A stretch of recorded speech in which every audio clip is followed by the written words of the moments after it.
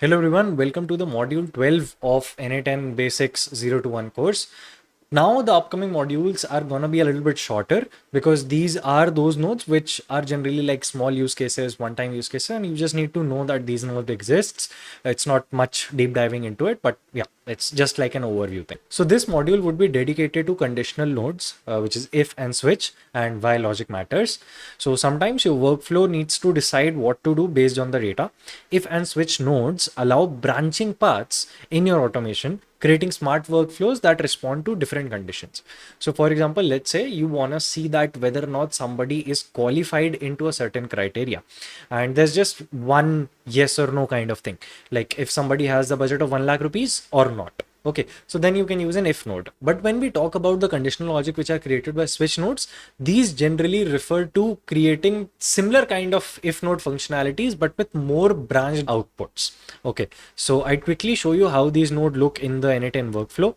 We'd simply start off by creating the workflow, and yeah, we dive here, we'd go if, we'll click on if, and that's first, and then second, let's keep switch. Perfect.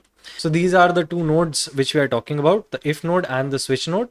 So let's see what are the options available to us in the if. So here what you can do is you can simply put in one value here. It can be fixed, it can be a dynamic value, since we have both the options of fixed and expressions. So let's say we got a form submission and there is a value called as budget, and the budget says 1 lakh. Okay, we can simply drag and drop it here. We can click here and we can go to numbers. So there are multiple options which we can use. We can do string comparisons, number comparison, date and time, boolean. Boolean is generally a yes or a no, like true or false. And array, then object. Object is like whether or not that object exists or is it present. If it's present, then it's not empty, or it is empty. An object is generally any dynamic variable that you're seeing that is called as an object.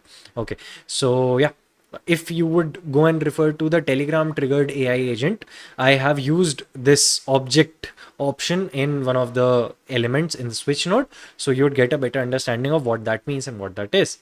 So yeah, so this is the if node, and yeah, you can click on this convert types wherever required. So if somebody is putting in a numerical number and we want to convert it into string or something like that, so then we can simply click this on. So how the switch node looks is like this. We'll have routing rules here.